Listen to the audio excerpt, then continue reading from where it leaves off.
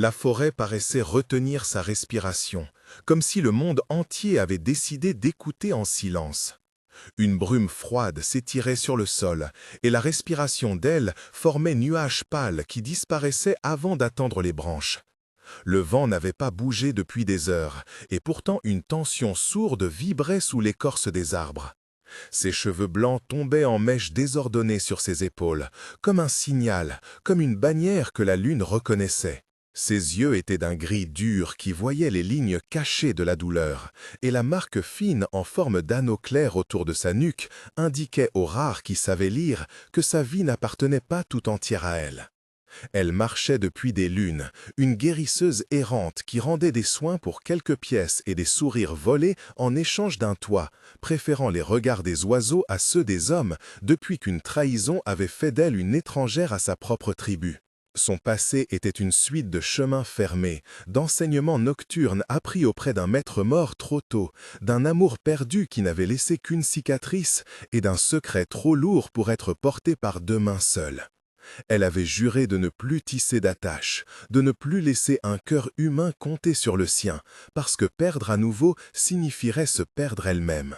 Quand le premier hurlement fendit l'air, il claqua comme un verre brisé. Ce n'était pas un hurlement d'adulte, pas un appel de guerre, mais une plainte aiguë et nue qui cherchait quelqu'un pour répondre. Son don, ce life waver discret qui n'apparaissait que dans les veines des rares, trembla en elle.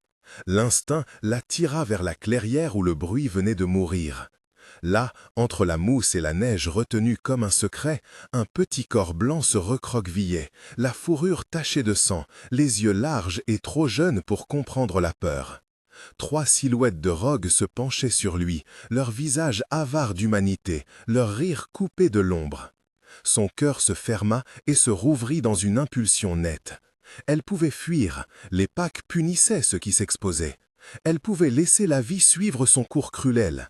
Au lieu de cela, elle s'avança, la main déjà sur la lame héritée d'un père oublié, et la décision fit naître une chaleur étrange dans sa poitrine. La rencontre fut sauvage et courte, la boue vola, la neige se mêla au sang et la respiration devint tambour dans sa gorge.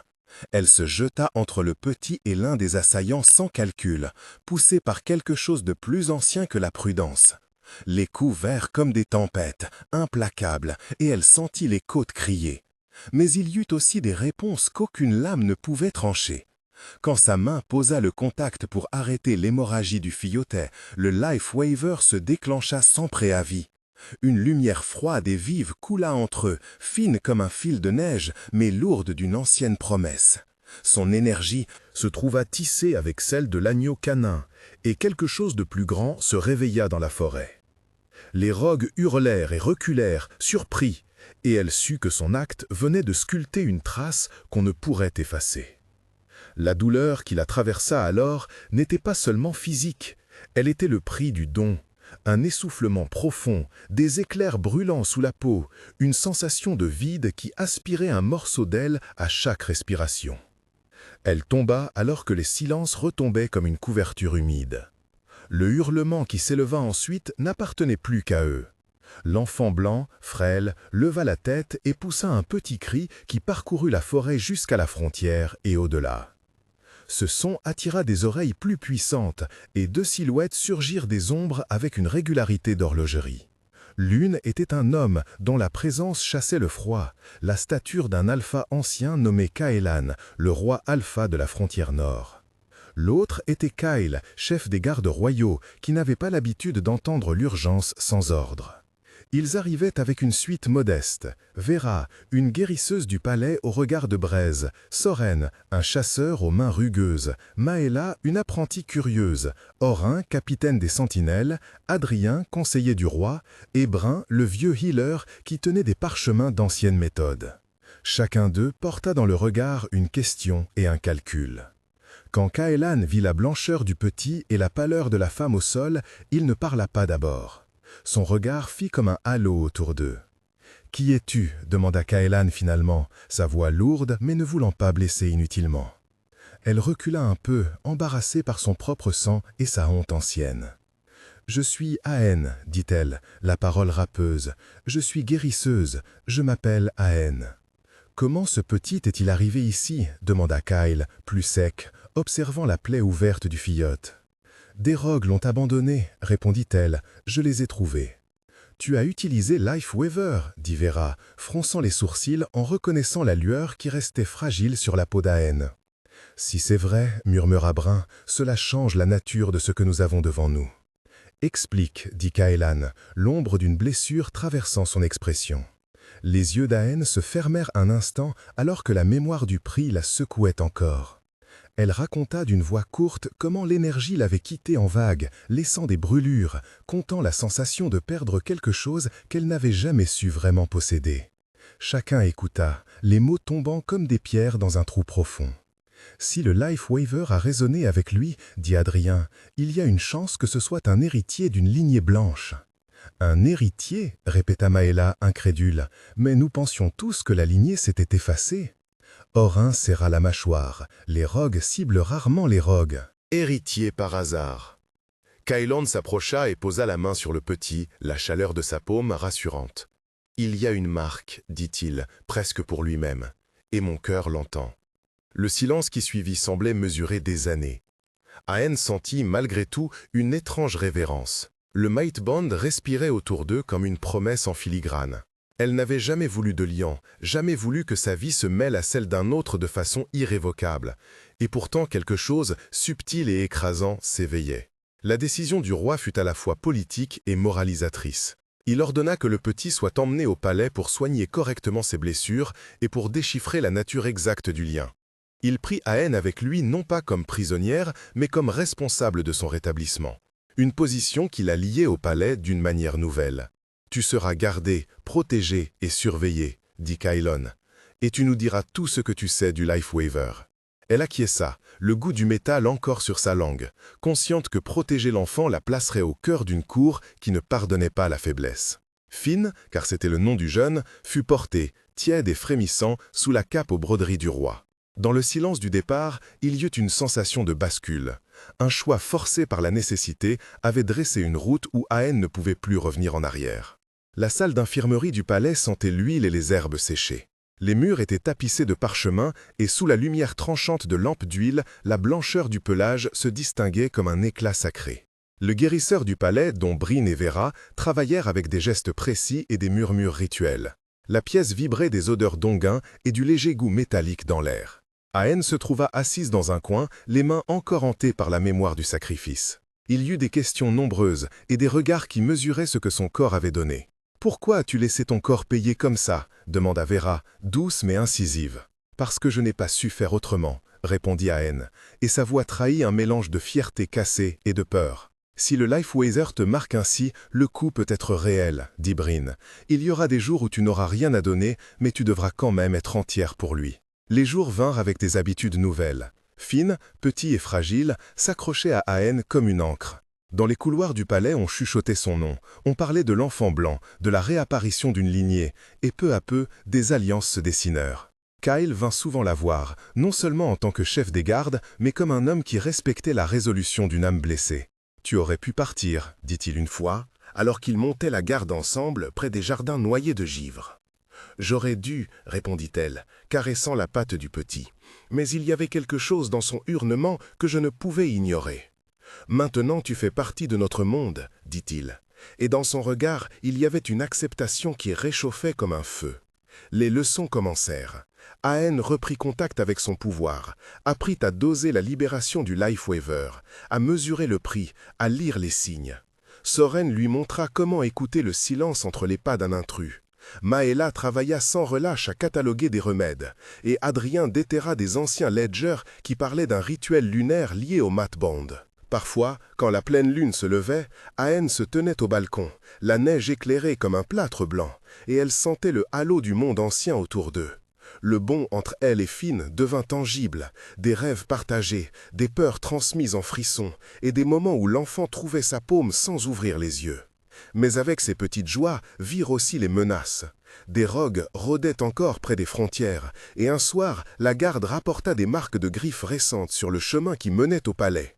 Kaelan serra les poings. « Ils veulent ce que nous protégeons, dit-il, la colère froide, et ils savent que le Lifeweaver est une clé. » Les conversations autour d'une table du conseil furent longues et parfois brutales. « Nous devons faire de Aen plus qu'une guérisseuse errante, » dit Adrien. « Nous devons lui donner un rôle stable ici, enseigner son art aux autres, faire de son don une force collective. » Kyle approuva, et Maëla sourit avec l'espoir d'une cause à défendre.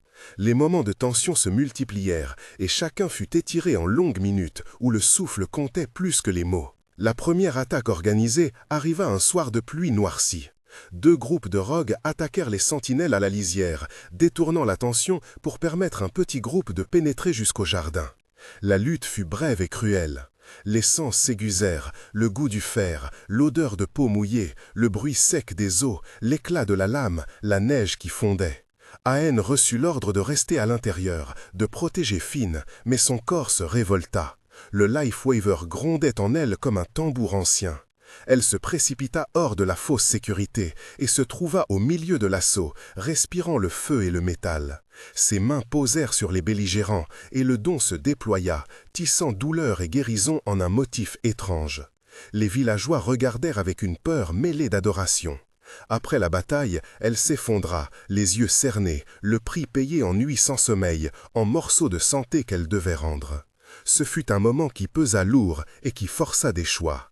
La politique prit place comme elle le fallait. Il fait toujours dans les royaumes de loups. Des voix demandèrent des comptes. Certains conseillers murmuraient que le bond entre Aen et Finn ouvrait un précédent dangereux pour l'autorité du roi. D'autres virent une opportunité de réparer des erreurs anciennes, de réintégrer des lignées blanches longtemps marginalisées.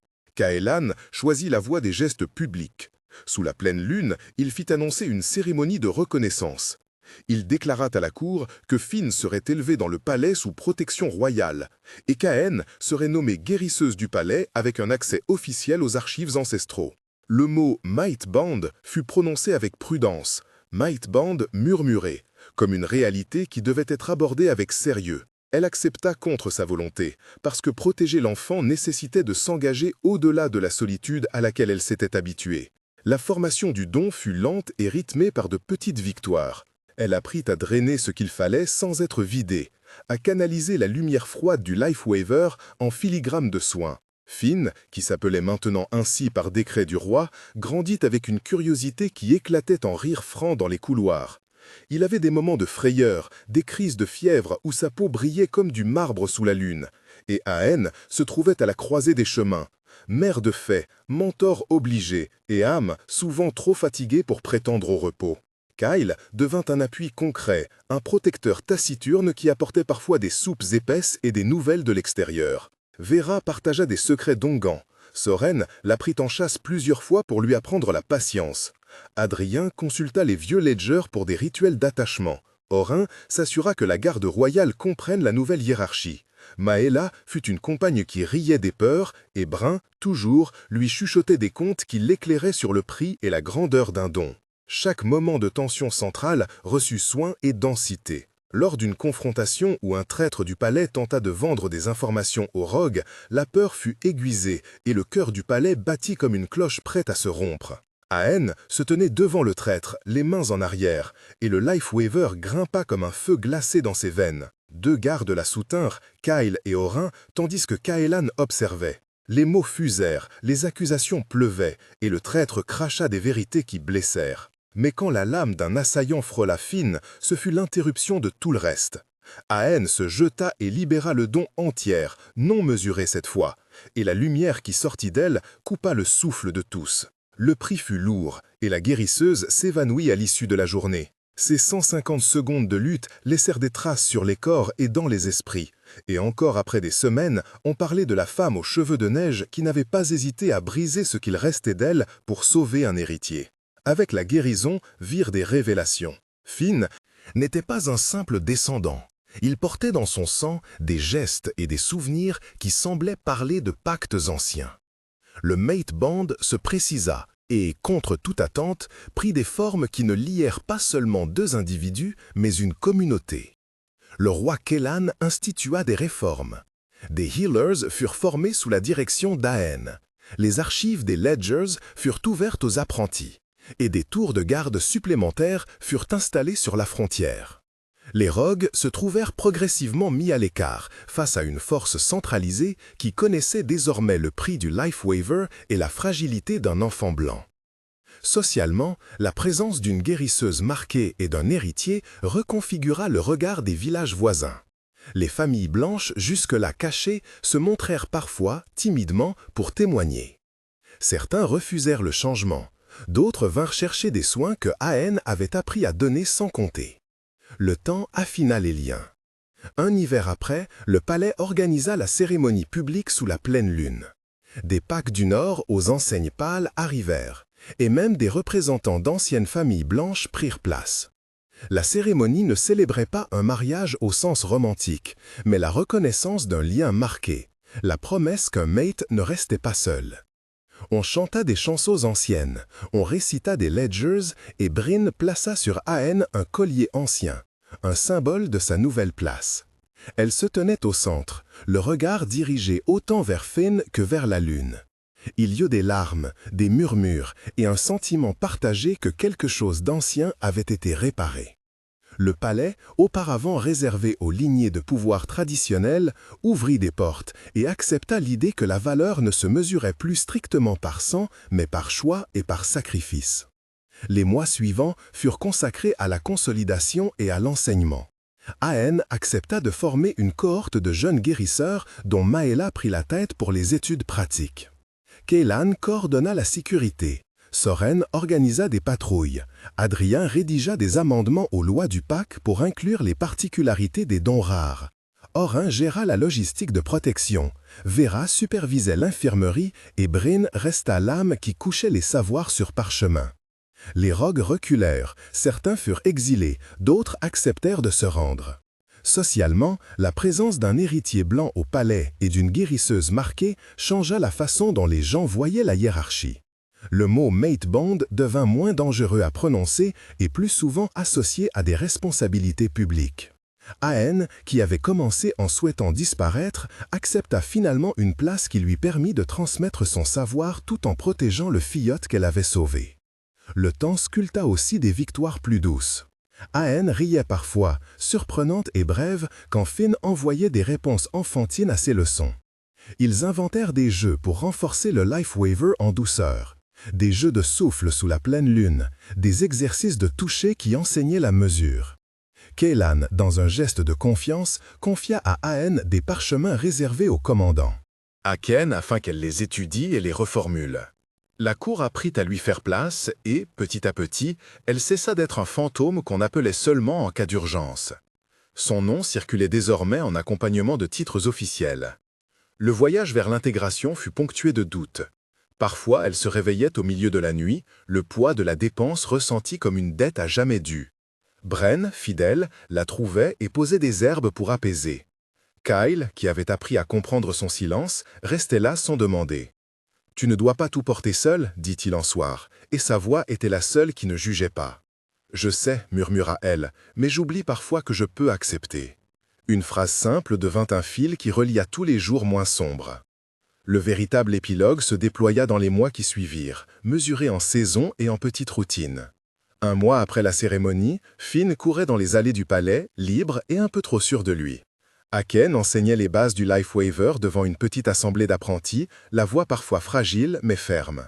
La cour avait déjà commencé à traduire ses méthodes en manuel, et Maela aidait à copier les gestes sous la lumière des lampes. 3 mois plus tard, la neige fondait et le royaume célébrait une première récolte où des familles blanches avaient apporté leurs propres offrandes, preuve d'une réconciliation naissante. Les nuits restaient longues mais moins lourdes.